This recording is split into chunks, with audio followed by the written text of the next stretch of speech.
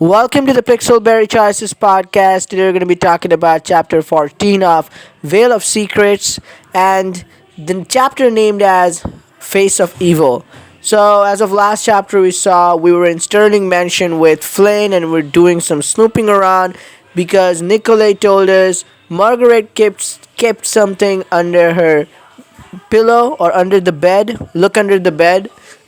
So we go there and we find some damning details, and that Pierce had an affair with someone, and then Margaret probably came to know about it. And Nicolay was the person who was put on this mission by Margaret to kill off Pierce's this mistress, this woman with whom Pierce had an affair, and then that woman was supposedly pregnant, so they killed off a pregnant woman in a fire.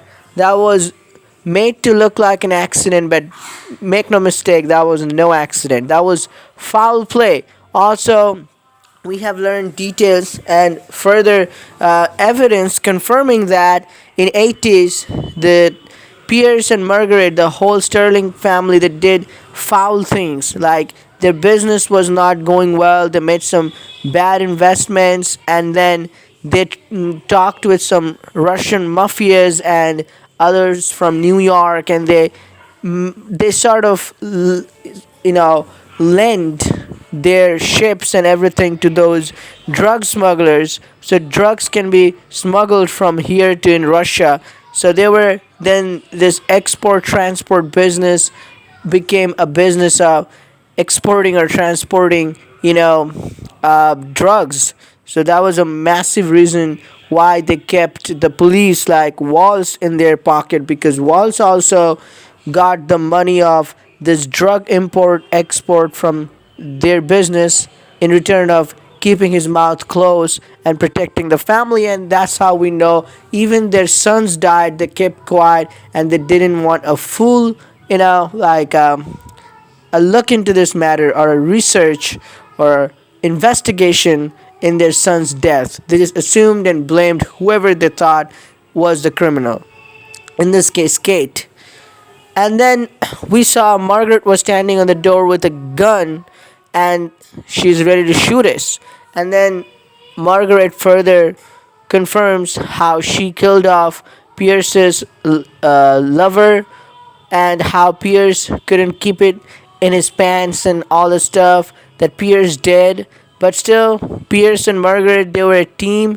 They knew each other's secret and they were stuck with each other's secret. That was really weird, what kind of secrets they're holding on and how horrible things they did.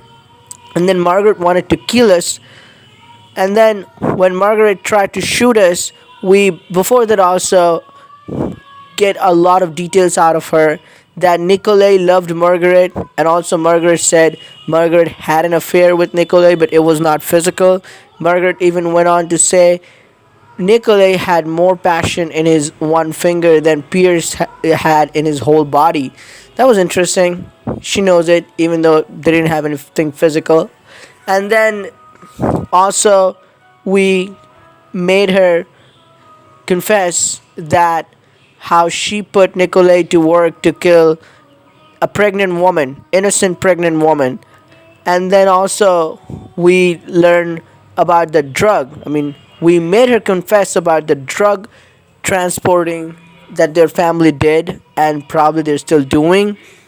And then when she tries to shoot us, we were almost ready to die. But Naomi comes in at the right time and saves us. And then we basically Margaret tries to go for the gun again, but Flynn grabs her and Naomi takes her hostage. And then I think Margaret tries to tell that she can't arrest Margaret. Naomi can't arrest Margaret because she isn't a cop anymore, and that she has ties with Walls. Margaret has ties with Walls, but she was put under citizen's arrest. That was still a possible.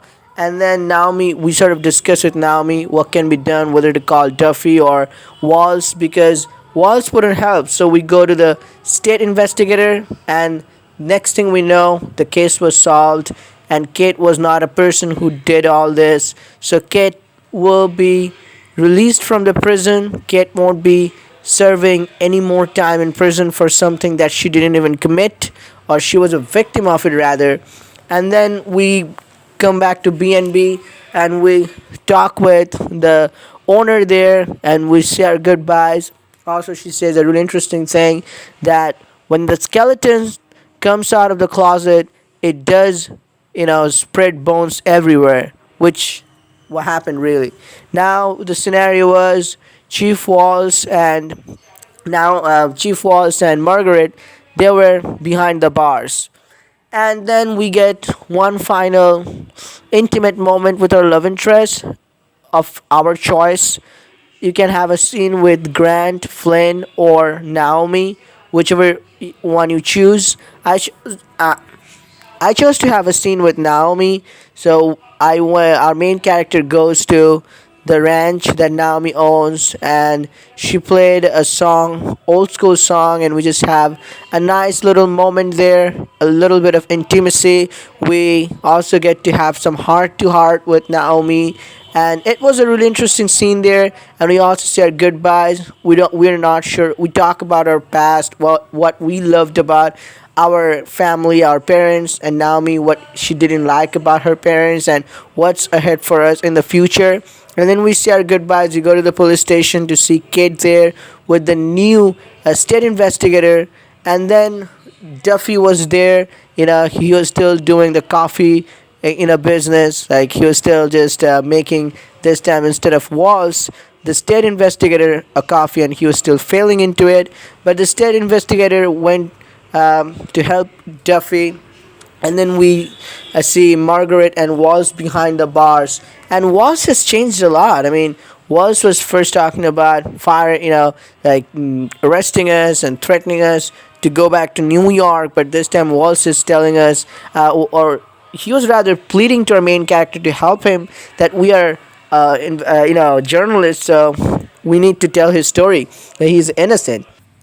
Here we see also Kate is okay and smiling, and we were talking with Kate when finally Kate reveals it, that Kate is pregnant, and that Kate thinks it's Tanner's baby, because before the wedding Kate and Tanner were together, and that was the day or night, I should say, when this happened.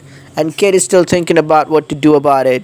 And then we can say, like, I chose to tell, like, I supported Kate, saying, because I chose to say that we will be with Kate no matter what Kate chooses.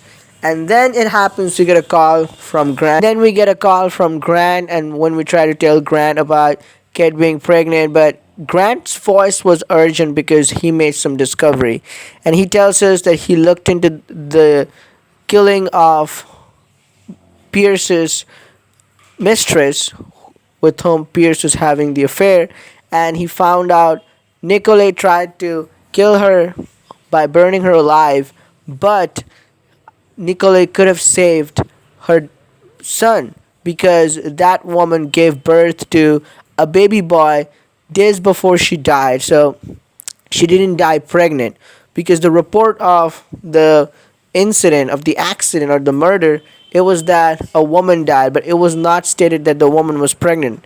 So, and then Grant's assumption was Nicolay couldn't bring himself to kill Pierce's son or this woman's baby, and then he killed the woman but saved the baby, and then he took the baby and dropped him off in the orphan center of the nearby hospital.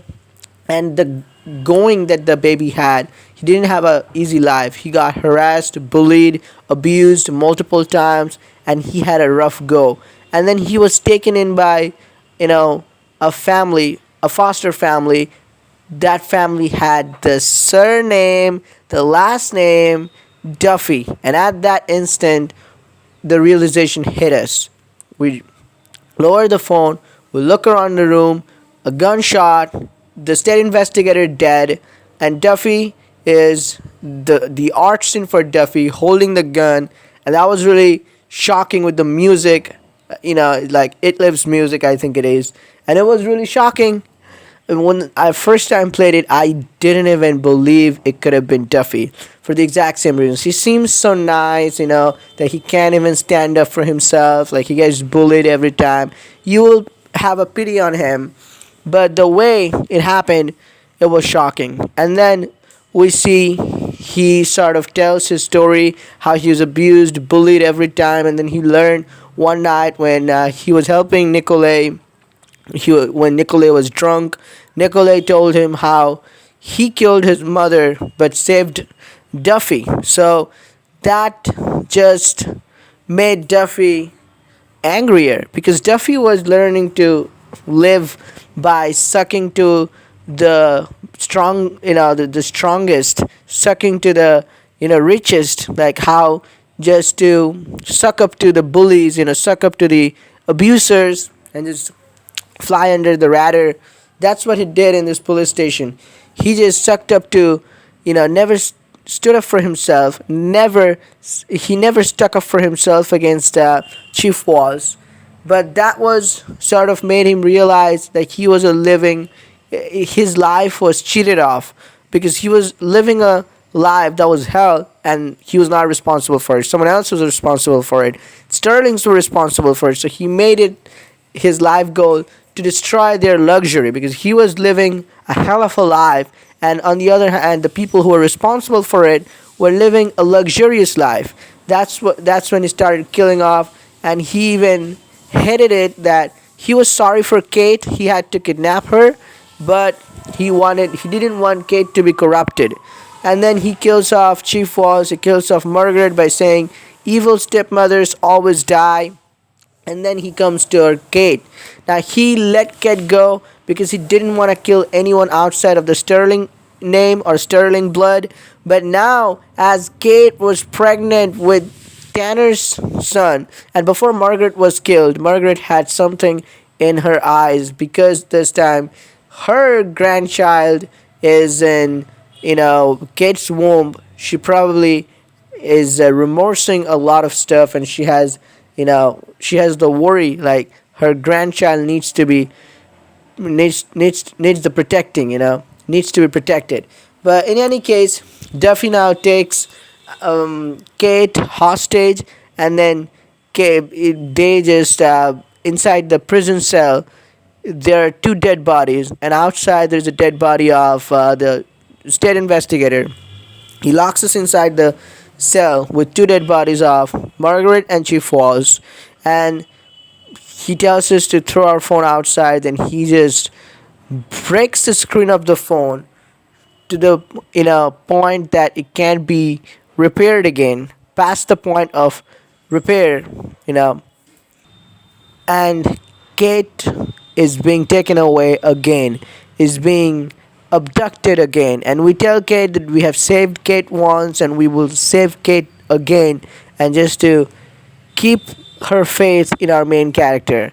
And that's where it ends. We're locked in a cell with two dead bodies, with Kate in the hands of a violent criminal who is probably out of his mind, and who is vengeful, and who is determined to end the Sterling bloodline. And this chapter was a really significant chapter. At first, we thought we've solved the mystery, but there was more to it. I wonder if the unexpected here is going to be like that. But that's where it ends. It was nonetheless a really interesting chapter and eventful chapter. A lot of things happened in this chapter. We started off with Margaret. We thought we had it under control. We freed Kate. We saw a lot of stuff happening. But now, here where we stand. What will happen next? We will find out. But let me know in the comments what your thoughts are. Let's talk about this in the comments below. Chapter 15 review will be coming soon. I'll see you in the next video. Till then, peace out.